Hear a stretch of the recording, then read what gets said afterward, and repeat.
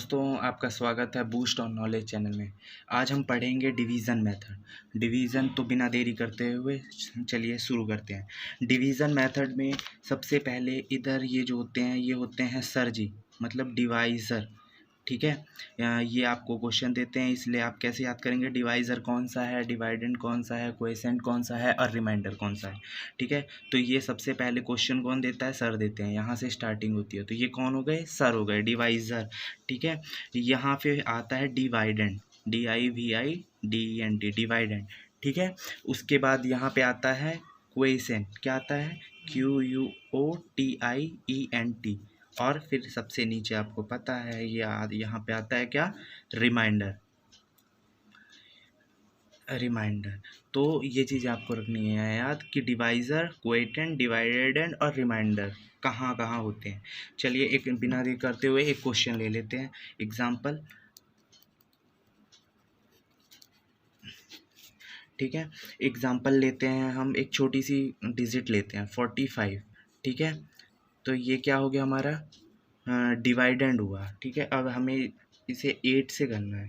ठीक है, तो 8 5 जा 40। ठीक है, इसे डिवाइड करते हैं कि इससे ज़्यादा ना हो, तो फिर इसके बाद जो आता है उसे माइनस कर, 8 5 जा 40, क्योंकि 8 6 जा 48 हो जाता, तो ये इससे ज़्यादा हो जाता है, इसलिए हम नहीं लेते। तो अब इसे माइनस करेंगे, 45 में से 40 गया तो 5 बचा। ठीक है, तो 5 क्या हो गया हमारा, रिमाइंडर हो गया। यहाँ डिवाइज़र कितना हुआ, 8, डिवाइडेंड कितना हुआ 45, कोएफिशिएंट कितना है 5, रिमाइंडर कितना है वो भी 5 है। ठीक है, तो अब एक फार्मूला होता है जिससे हम इसे इजीली सॉल्व करते हैं और ये पता कर लेते हैं कि हमारा आंसर सही है कि नहीं। वो सबसे मोस्ट फार्मूला है, तो उसे ध्यान से देखिए। फार्मूला क्या है कि डिवाइडेंड जो होता है, DIVIDEND, डिवाइडेंड जो होता है वो इक्वल होता है किसके, डिवाइज़र इनटू कोएफिशिएंट। ठीक है, प्लस रिमाइंडर, मतलब कि ये जो डिवाइज़र होता है ये किसके बराबर होता है, ये डिवाइज़र और कोएफिशिएंट के इनटू प्लस रिमाइंडर के बराबर। तो ये बहुत मोस्ट फार्मूला है और ये ज़्यादातर भूलता है लोगों को, इसलिए इसे आप याद करिए और इसको यूज़ में लाते हैं कि हम कैसे आंसर प्रूव कर सकते हैं। ठीक है, तो दूसरा एग्जाम्पल लेते हैं बिना देर करे हुए।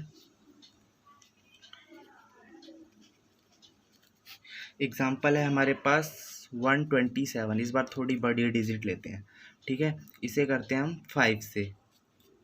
ठीक है, तो अब 5 को, ये 12 है, दो दो करके लेते हैं। ठीक है, ये 2 लेंगे पहले, क्योंकि इतना हमें टेबल याद नहीं है, तो हम कैसे करेंगे, सिर्फ 2 करके लेंगे पहले।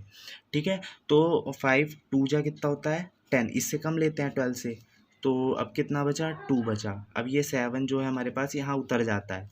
अब 5 10 5 3 15, 5 4 जा 20, 5 5 जा 25, 5 6 जा 30, तो 6 जा 30 होता है, तो 5 5 जा हम लेंगे, कम लेते हैं, इससे जो होता है उससे कम लेना है, और या बराबर हो तो बराबर लेते हैं।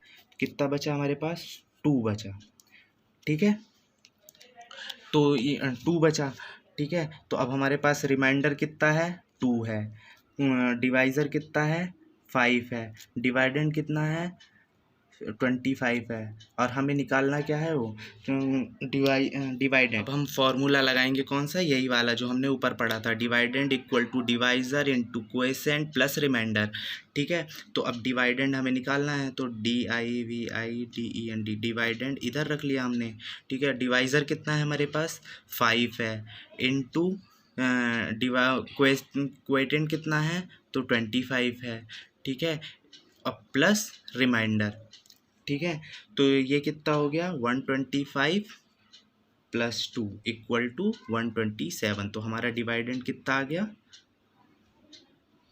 127। तो ये 127 डिवाइडेड था, इसका मतलब कि हमारा आंसर जो है सही है, हमने डिवाइड जो किया है वो सही किया है। तो मोर वीडियो के लिए सब्सक्राइब करें, लाइक करें, और आपको समझ में आया है तो इसे शेयर करें अपने दोस्तों को। धन्यवाद।